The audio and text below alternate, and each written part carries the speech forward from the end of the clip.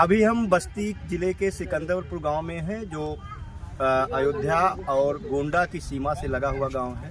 और इस गांव की एक खासियत है, इस गांव के चलते ही बस्ती को एक जिला एक उत्पाद के लिए, लकड़ी का जो उद्योग है उसके लिए वन डिस्ट्रिक्ट वन प्रोडक्ट यानी ODOP के लिए चुना गया। और यहाँ के जो लकड़ी के उत्पाद हैं पूरे भारत में सप्लाई होती है। लेकिन इसी बीच यहाँ के एक युवा किसान ने कुछ ऐसा किया कि दूर दराज के किसान न केवल देखने आ रहे हैं बल्कि उनसे प्रेरणा लेकर के कुछ नया करने की कोशिश भी कर रहे हैं। अभी हम सिकंदरपुर में हैं और हमारे साथ एक युवा किसान हैं अल्ताफ जी। अल्ताफ जी ने कुछ ऐसा कर दिखाया कि वह आम लोगों से लेकर के खास लोगों के लिए मिसाल बन गया।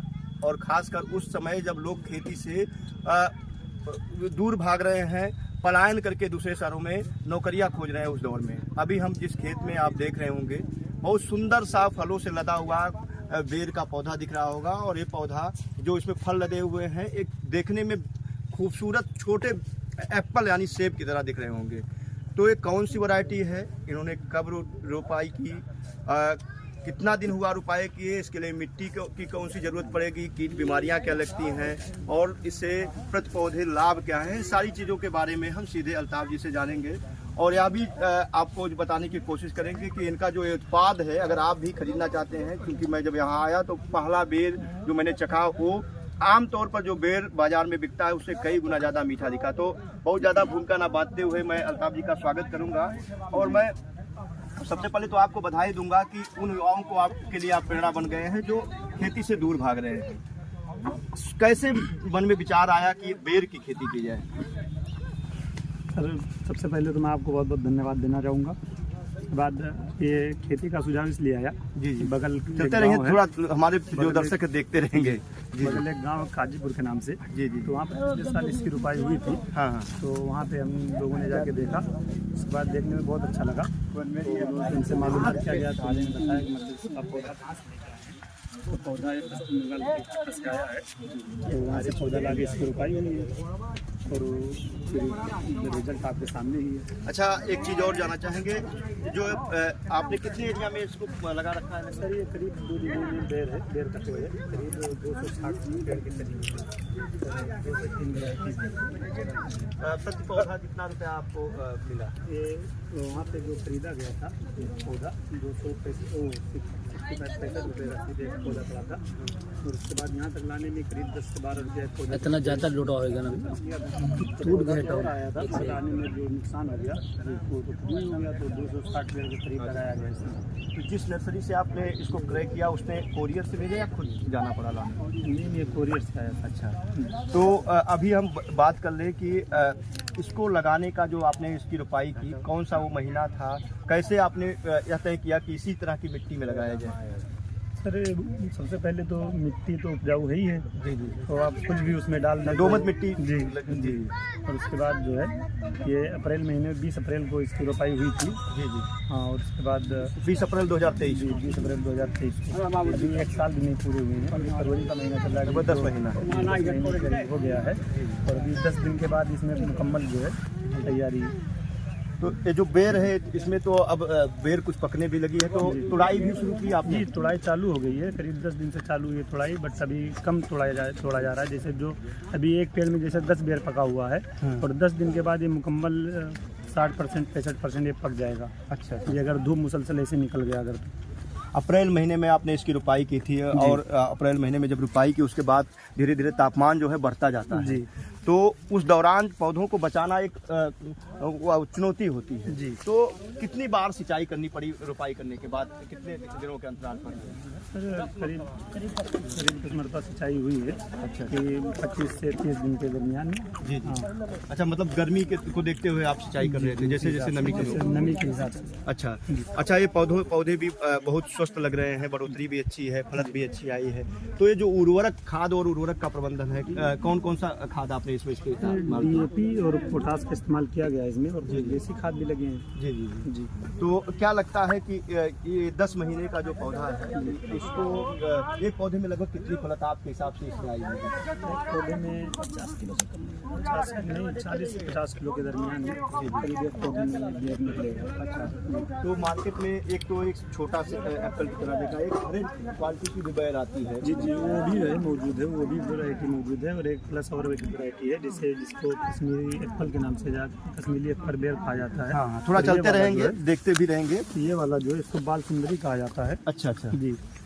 अच्छा, एक चीज़ और आपसे जानना चाहेंगे कि कई बार हमने कई किसानों से बात किया, और वो चूँकि आपका एरिया जो है वो लकड़ी के उद्योग के लिए जाना जाता है, तो लकड़ी उद्योग के इस क्षेत्र में जी, और यहाँ पर तंबाकू की भी खेती बहुत अधिक होती है, तो ऐसे दौर में रिस्क लेना, जो जैसे कभी कभी होता है ना कि हमने कोई खेती कर दी, जैसे हमने एक किसान से बात किया था, तो उसने जौ की खेती की थी, और उन्होंने बताया कि जौ खेत बो दिया और बेचने के लिए हमको बहुत परेशान हुआ, बड़ी मुश्किल से बेच पाया।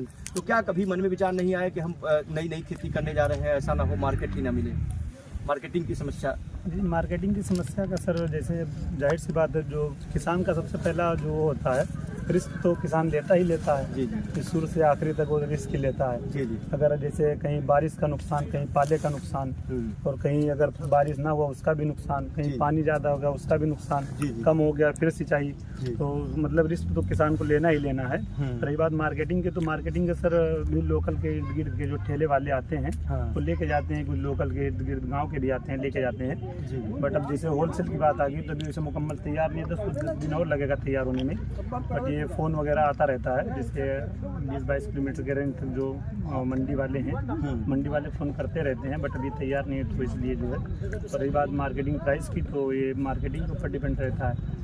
अच्छा, एक चीज़ अभी जो आपने की कश्मीर वाला यही है, और बेहद खूबसूरत है, अभी मुझे लगता है लेट वैरायटी है, तो जब आपकी एक किस्म खत्म होगी तब तक ये दूसरी शुरू होगी, तब ये दूसरी वाली तैयार होगी सर। इसमें करीब 1 महीने का समय लगेगा। तो किसानों को आपसे एक सीख ये भी लेनी चाहिए कि जब हम करें तो एक साथ कई वैरायटियां रोपें, जिससे एक बार एक साथ ही सारी तुड़ाई ना हो और हमको लंबे समय तक लाभ मिले। दूसरा जो मैं बात करने वाला था कि कई बार फसल पर आपदा भी आ जाती है, आपदा जैसे आंधी, तूफान, पाला, कीट और बीमारियां, तो कुछ इस तरह की समस्या का सामना करना पड़ा। इसे आप देख ही रहे होंगे, मतलब तेज हवा अगर भी चलती है तो उसके लिए भी इसको बांध के रखा गया है। नीचे से बांस भी लगाया गया है, और भी कई सपोर्ट लगाए गए हैं। और फिर जैसे कीड़े वगैरह का अगर प्रकोप हो, तो कीड़े वगैरह कोई प्रकोप नहीं है। और हाँ, पाला का नुकसान हुआ था थोड़ा। जी जी जी। तो पाले से एक चीज़ और हम जानना चाहेंगे कि जैसे कई बार क्या होता है कि पशुओं का अटैक हो जाता है, और सारे किसान इस समय पशुओं से परेशान है, खासकर जंगली पशुओं से, और इस पर तो मीठा फल है तो पक्षियाँ भी इस पर है, तो उनसे सुरक्षा के लिए आपने क्या कर रखा है? सर, इसके आप चारों तरफ देख ही रहे हैं, चारों तरफ घेर के रखा गया है। और उसके बाद कुछ जैसे एक झटका आता है, झटका मशीन, तो उसको लगाया गया है, मतलब जैसे छुट्टा जानवरों से बचने के लिए। और उसके बाद 4 लोग मुसलसल जब से लगा है, अप्रैल में बुआई हुई है, उसके बाद अप्रैल, मई, जून से 4 लोग मुसलसल 24 घंटा यहीं पे रहते हैं। आप देखे होंगे वहाँ पर एक रूम बनाया गया है, छपरा, मतलब जो अपना देसी रहता है बनाया गया, उसी में 4 लोग मुकम्मल रात दिन यहीं पे रहते हैं। यानी श्रम की ज़्यादा जरूरत पड़ती है। जी। लेकिन अगर श्रम की जरूरत पड़ती है तो निश्चित तौर पर कमर्शियल खेती कर रहे हैं तो लाभ भी उसी अपेक्षा होगा। और आपने रिस्क लिया, चुनौती को स्वीकार किया और कुछ नया करने की ठानी, तो निश्चित तौर पर जो किसान भाई हैं, युवा हैं, जो बड़े बड़े पदों पर जाने का सपना देखते हैं, अगर वो घर से जुड़ करके रहना चाहते हैं, प्रकृति से जुड़कर रहना चाहते हैं, और खासकर सेहतमंद रहना चाहते हैं, कोई भी बीमार व्यक्ति, कोई भी मानसिक रूप से परेशान व्यक्ति अगर ऐसी फसल के बीच में आ जाए तो उसकी आधी परेशानियां वैसे ही दूर हो जाती है। सर, एक चीज़ और जानना चाहूँगा, बहुत सारे किसानों के सवालात आते हैं, उपभोक्ताओं के सवाल आते हैं कि उस किसान के जो प्रोडक्ट हैं, चूँकि आपका मैंने प्रोडक्ट देखा बहुत स्वादिष्ट भी है, मीठा भी है, तो इस प्रोडक्ट को, इस जो बेर है, इसको कोई खरीदना चाहता है, आसपास के जनपद के लोग या कहीं बाहर के लोग, तो कैसे संपर्क करें? उसके लिए अपना मोबाइल नंबर बताएं, जिससे लोग सीधे आपसे संपर्क करके आपका इसको क्रय कर पाएं। Mobile number sir 9935 95 17 75। एक बार और रिपीट कर दीजिए जी। 9935 95 हिंदी में बोल दीजिए, 75। एक बार हिंदी में 9935 95 17 75, इस नंबर पे संपर्क कर सकते हैं। तो अभी हम सिकंदरपुर में थे, और सिकंदरपुर बस्ती के पश्चिमी सीमा का समझ लीजिए अंतिम गांव है अगर देखा जाए, लेकिन औद्योगिक रूप से बहुत ही विकसित गांव है लकड़ी उद्योग में। और यहाँ जितना लकड़ी उद्योग में यहाँ के किसान भी उतना ही जागरूक हैं। और ऐसे ही एक जागरूक किसान अल्ताफ जिससे हम आपको मुखातिब करा रहे थे, रूबरू करा रहे थे, उनके अनुभव से आपको रूबरू करा रहे थे। और आपने जाना किस तरीके से उन्होंने इस लकड़ी उद्योग वाले क्षेत्र में, इस तंबाकू की खेती वाले क्षेत्र में कुछ नया करने की ठानी और बेर की खेती करके पहले साल ही भरपूर बम्पर पैदावार लिया है। और आप देख रहे होंगे विजुअल में भी आपको दिखा होगा कि ये बेर के जो पेड़ हैं पूरी तरीके से लदे हैं, इसको सहारा देना पड़ा है बांस और बल्लियों का।